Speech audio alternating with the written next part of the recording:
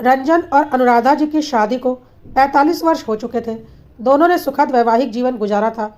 अपने वैवाहिक जीवन में हर तरह की खुशियां पाई थी। उनके दो बच्चे शिखर और यशी थे। दोनों बच्चे रंजन और अनुराधा जी को अपनी शादी के 12-13 वर्षों के बाद प्राप्त हुए थे।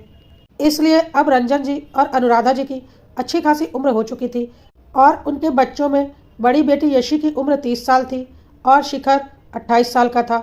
दोनों की शादी हो चुकी थी और दोनों अपनी अपनी शादीशुदा जिंदगी में खुश थे। यशी की शादी में रंजन जी और अनुराधा जी ने बहुत ज़्यादा खर्च किया था और बहुत अच्छे घर में उसकी शादी की थी। लेकिन यशी और उसका पति गौरव स्वार्थी टाइप के थे। यशी हर जगह अपना वर्चस्व चाहती थी, ससुराल में भी और मायके में भी। शिखर बहुत अच्छा बेटा था और माता पिता हमेशा उससे खुश रहते थे, लेकिन यशी हमेशा उसे नीचा दिखाना चाहती थी। इसलिए अक्सर शिखर और अपने माँ बाप के बीच गलतफहमी पैदा करना चाहती थी, जिसमें उसका पति गौरव उसका पूरा सहयोग करता था। लेकिन उन्हें कभी कामयाबी नहीं मिलती थी, क्योंकि माता पिता अपने बेटी दामाद को अच्छे से जानते थे। यशी और गौरव यह सब कुछ इसलिए करते थे ताकि माता पिता यशी की शादी के बाद जो भी संपत्ति बची है वह भी उन लोगों के नाम कर दें। दोनों पति पत्नी बहुत ही धूर्त, मक्कार और शातिर थे। शिखर की पत्नी शांभवी पूरा घर परिवार अच्छे से लेकर चलती थी। शिखर और शांभवी की शादी को 2 वर्ष बीत चुके थे और उनका एक छोटा 1 वर्ष का बेटा था। कुल मिलाकर एक सुखद परिवार था। रंजन जी का कि एकाएक उनकी खुशियों में ग्रहण लग गया। रंजन जी की तबीयत एकाएक बहुत खराब हो गई। उन्हें जब अस्पताल ले जाया गया तो पता चला उनकी दोनों किडनी फेल हो चुकी है। पता नहीं कैसे एकाएक यह सब कुछ हो गया और उन्हें पहले कभी कोई आभास नहीं हुआ था कि रंजन जी को किडनी की कोई प्रॉब्लम है। घर में सब बहुत परेशान हो गए। अनुराधा जी बहुत व्याकुल हो चुकी थी। डॉक्टर ने जवाब दे दिया था कि अब जब तक दवाइयाँ पर चल सकते हैं चलेंगे, इसका कोई इलाज नहीं है। इसका सिर्फ और सिर्फ एक इलाज है कि रंजन जी को कोई किडनी डोनर मिल जाए जो उन्हें अपनी किडनी डोनेट कर दे, तब शायद उनकी ज़िंदगी कुछ साल और बच सकती है। लेकिन रंजन जी की काफ़ी ज़्यादा उम्र हो चुकी है, तो कोई गारंटी नहीं है कि ऑपरेशन सक्सेसफुली होगा और इसमें काफ़ी ज़्यादा पैसा भी लगेगा और डोनर भी ढूंढना पड़ेगा। अनुराधा जी अपनी किडनी रंजन जी को देना चाहती थी, लेकिन अनुराधा जी की भी अच्छी खासी उम्र हो चुकी थी और उन्हें कई तरह की बीमारियां भी थी। इसलिए डॉक्टर ने साफ साफ अनुराधा जी की किडनी लेने से मना कर दिया और बोला कोई खून का रिश्तेदार या कोई डोनर जो पूरी तरह से स्वस्थ हो अपनी किडनी दे सकता है। अब अनुराधा जी क्या करती, उन्हें कुछ समझ में नहीं आ रहा था। शिखर और उसकी पत्नी शांभवी भी काफ़ी परेशान हो चुके थे।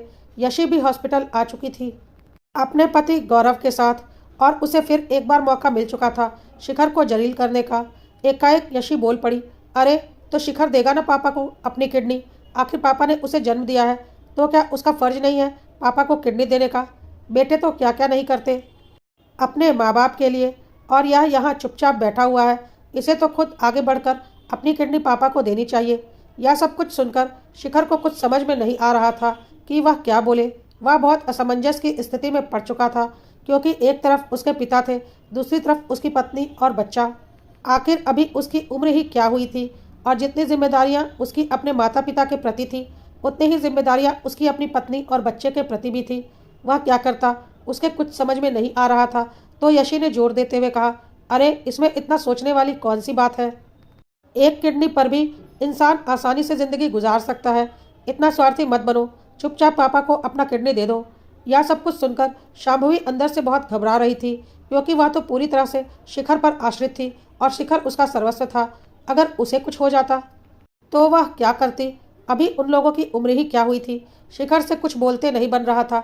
वह चाहता था अपने पिता के लिए कुछ करना, लेकिन उसके आंखों के सामने उसकी पत्नी और बच्चों की तस्वीर आ जाती थी। उसे लगता था अगर उसे कुछ हो गया तो उसके बाद उसकी पत्नी और बच्चे का क्या होगा।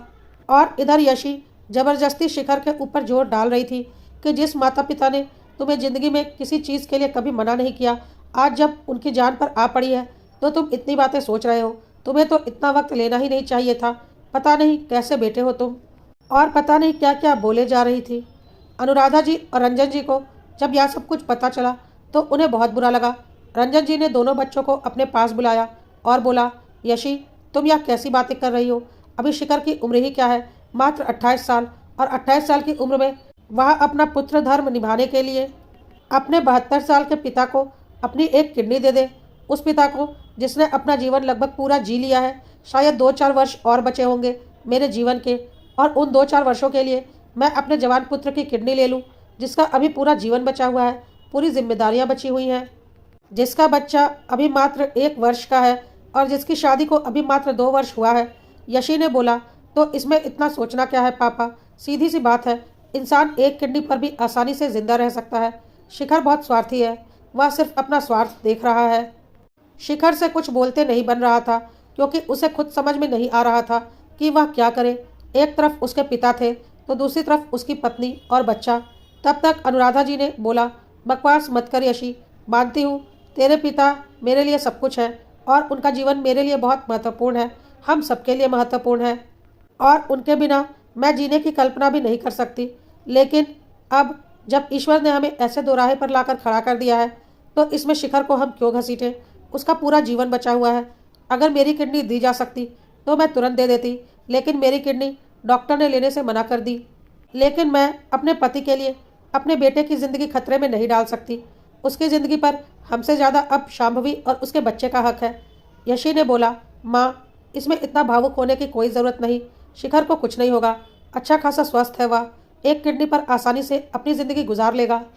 इस पर रंजन जी ने बोला, अच्छा एक बात बता, ईश्वर ना करे कि शिखर मुझे इस बुढ़ापे में एक किडनी दे दे और मैं 2-4 साल और जी लूँ, उसके बाद तो मुझे मरना ही है ना। और ईश्वर ना करे कि अगर शिखर की बची हुई एक किडनी कभी खराब हो जाए तो उसका और उसके परिवार का क्या होगा? सोचा है कभी? पिता हूँ मैं उसका, इतना स्वार्थी नहीं बन सकता कि अपनी उम्र के आखिरी पड़ाव में अपने बेटे को पुत्र धर्म याद दिलाकर अपनी किडनी देने के लिए मजबूर कर दूँ। भावुकता अपनी जगह है, लेकिन प्रैक्टिकल होकर सोचना अपनी जगह है। मैं किसी भी कीमत पर अपने बेटे से नहीं बोल सकता कि वह अपनी किडनी मुझे दे दे। मैं उम्र के उस पड़ाव में हूँ जहाँ मैंने और मेरी पत्नी ने अपनी अपनी ज़िंदगी अच्छे से गुजार ली है, और अब अगर हम इस दुनिया से चले भी जाते हैं तो हमें कोई गम नहीं और ना ही किसी और को कोई खास फर्क पड़ेगा।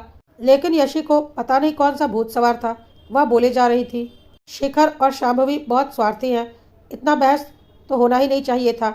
जैसे ही पता चला था कि पापा की किडनी फेल है, उसे तुरंत ही डोनर बन जाना चाहिए था। पता नहीं कैसा बेटा पैदा किया है आपने। अब अनुराधा जी के बर्दाश्त के बाहर हो गया और उन्होंने बहुत तेज़ आवाज़ में बोला, यशी, रंजन जी मेरे सुहाग हैं और हर सुहागन चाहती है कि उसकी मृत्यु सुहागन के रूप में हो, और मैं भी यही चाहती हूँ और हर पल ईश्वर से प्रार्थना कर रही हूँ कि तेरे पिता को मेरी भी उम्र लग जाए। लेकिन अपने पति की उम्र बढ़ाने के लिए मैं अपने बेटे की उम्र कम नहीं कर सकती। मैं कोई रिस्क नहीं ले सकती इस भरोसे पर कि एक किडनी पर भी इंसान जिंदा रह सकता है, और उस एक किडनी की क्या गारंटी है? अभी तो तुम्हारे पिता की दोनों किडनी फेल हो गई ना। जब 2-2 किडनी होते हुए तुम्हारे पिता सलामत नहीं है, तो मेरा बेटा एक किडनी पर सलामत रहेगा, इसकी क्या गारंटी है? यह सब कुछ सुनकर यशी मुंह बनाने लगी, लेकिन अनुराधा जी को समझ में आ गया कि स्वार्थी शिखर नहीं, स्वार्थी यशी हो गई है, और वह शिखर और शांभवी को उनकी नज़रों से पूरी तरह से गिराना चाहती है। पता नहीं किस स्वार्थ में वह ऐसी बातें किए जा रही है। अनुराधा जी ने बोला, अच्छा छोड़, चल एक बात बता, जन्म तो हमने तुझे भी दिया है ना, औलाद तो तू भी हमारी है ना, और तुझे भी हमने कभी कोई कमी नहीं छोड़ी है। जीवन में हर खुशियाँ तुझे दी हैं, तूने जो चाहा तुझे दिया है, यहाँ तक कि तेरी शादी में अपना सब कुछ लगा दिया, तो फ़र्ज तो तेरे भी अपने पिता के लिए बराबर बनते हैं ना। एक काम कर, चल मान लेती हूँ शिखर स्वार्थी है, पर तू तो स्वार्थी नहीं है ना, और तू भी तो अपने पिता की ही बेटी है। चल तू अपनी एक किडनी अपने पिता को दे दे। अब यशी अपनी ही बातों में फंस चुकी थी, और असली स्वार्थी कौन था अब बात सामने आने वाली थी। यशी ने बोला, या तुम कैसी बातें कर रही हो माँ, या तो बेटे का फ़र्ज होता है। मैं तो दूसरे घर जा चुकी हूँ, मैं कैसे अपने पिता को किडनी दे सकती हूँ? अनुराधा जी ने बोला, क्यों नहीं दे सकती, तू भी तो हमारी औलाद है। यशी ने बोला, माँ अब कैसी बातें कर रही हो, मेरे 2 छोटे छोटे बच्चे हैं। इस पर अनुराधा जी ने बोला, और शिखर उसका बच्चा नहीं है? अब यशी के पास कोई जवाब नहीं था। अनुराधा जी ने यहीं पर बस नहीं किया और बोला, चल छोड़, तू किडनी मत दे, एक काम कर, पैसे के लिए भी बहुत से लोग किडनी डोनेट करते हैं, और मुझे कोई ऐसा पता चला है, लेकिन इसके लिए लगभग 75 लाख रुपए चाहिए, तो आराम से हमें किडनी भी मिल जाएगी और ऑपरेशन भी हो जाएगा। लेकिन हमारे पास उतने रुपए तो नहीं है। लेकिन हाँ, तेरी शादी के वक्त हमने जो प्लॉट तेरे नाम पर किया था, आज उसकी कीमत 1 करोड़ से ज़्यादा हो चुकी है, तो तू एक काम कर, तू वह प्लॉट बेच दे और वह पैसे अपने पापा के इलाज में लगा दे, तेरे पापा ठीक हो जाएंगे। अब यशी ने बोला, क्या कह रही हो माँ, मैं ऐसे कैसे वह प्लॉट बेच दूँ? तो अनुराधा जी ने कहा, क्यों नहीं बेच सकती?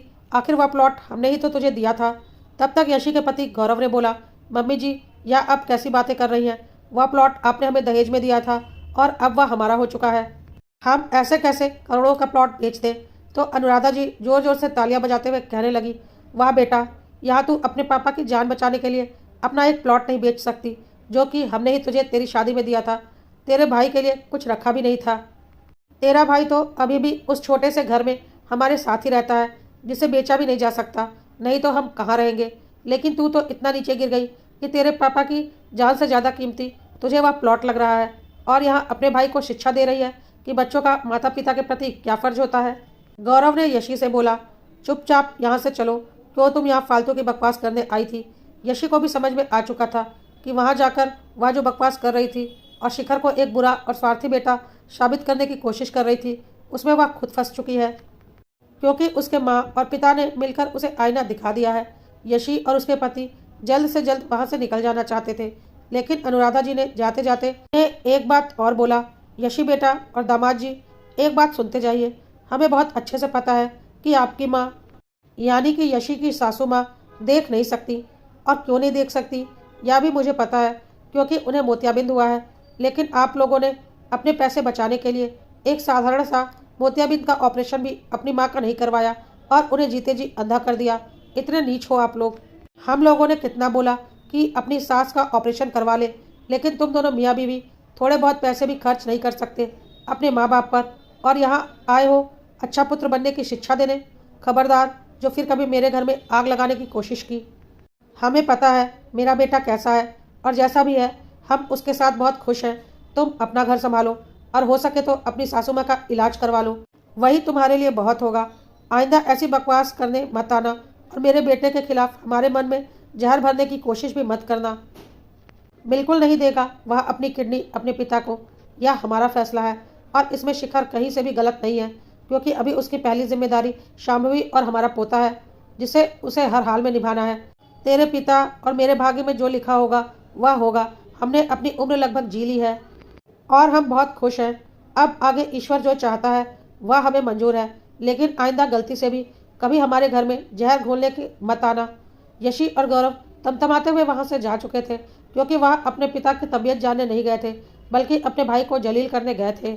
लेकिन उन्हें करारा जवाब मिल चुका था। शिखर आंखों में आंसू लिए अपराध बोध से ग्रस्त होकर एक किनारे पर खड़ा था, लेकिन रंजन जी और अनुराधा जी ने शिखर को अपने पास बुलाया और बोला, बेटा, तू अपने मन पर कोई बोझ मत रख, तेरी कोई गलती नहीं है। तू अपनी जगह पूरी तरह से सही है और हर तरह से तुमने अपना पुत्र धर्म निभाया है। बस अब ईश्वर को जो मंजूर होगा वह होगा।